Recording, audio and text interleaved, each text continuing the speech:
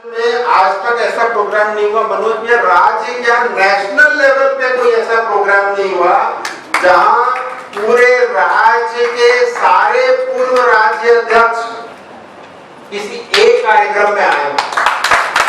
ये छोटा अचीवमेंट नहीं है, बट यस, हर अचीवमेंट के साथ रिस्पॉन्सिबिलिटी हमारी बढ़ती है। अगर आप लोगों का आना और मनोज भैया को आशीर्वाद देना, उनकी प्रशंसा करना, अगर हम इसको यहाँ तक रोक दें तो ऐसा नहीं है। ये बहुत बड़ा मैसेज विजय भैया, मनोज भैया, आपको और आपकी टीम को दिया जा रहा है कि यस, हम सब आपके साथ हैं। जितना आपने किया उसकी बहुत बहुत अनुमोदना, लेकिन आने वाला समय हम सबकी प्रेरणा से, हम सबके मार्गदर्शन से और उज्जवल आपका नेतृत्व बने, ऐसी शुभकामनाएं देने ये सब यहाँ आए। मैं तो एक बात और बोलना चाहता हूँ, कई बार हमको लगता है, मुझे भी लगता है, और जब जब भी मैं मुथा जी के पास जाता हूँ तो वही काम करता हूँ। महाभारत में एक बहुत अच्छा प्रसंग है, विकास, आप लोगों को भी सुनना चाहिए।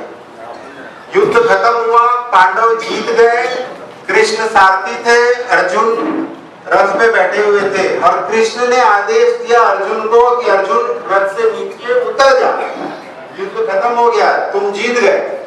और अर्जुन को वहां पर आ गया घमंड कि इतनी मेहनत मैंने की, सारे कौरवों को मैंने हराया, सारा काम मेरा, और मेरा सारथी मुझे कह रहे रथ से उतर। और उन्होंने उतरने से मना कर दिया। अहंकार के वो जो भाव आए कि मैंने इतना किया, ये कौन होते मुझे रथ से उतारने का आदेश देने वाले।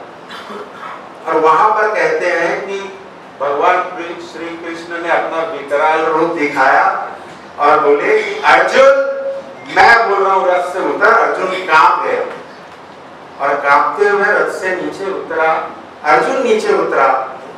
उसके बाद कृष्ण उतरे, और कृष्ण के उतरते ही वो रथ जो है वो नेस्त नाबूद हो गया। और तब अर्जुन को इस बात का भान हुआ कि ये जो सारी शक्ति मेरे काम के पीछे चल रही थी, उसके सूत्रधार थे श्री कृष्ण। मनोज भैया, विजय भैया, आपने अभी तक जो भी किया और आगे आप जो भी करेंगे, उसके सूत्रधार एक स्टेज पर बैठे हैं और बाकी यहाँ हैं। इस बात को हम सबको यहाँ से कैरी कर ले जाना चाहिए, और हम जो भी आगे करें समाज हित में।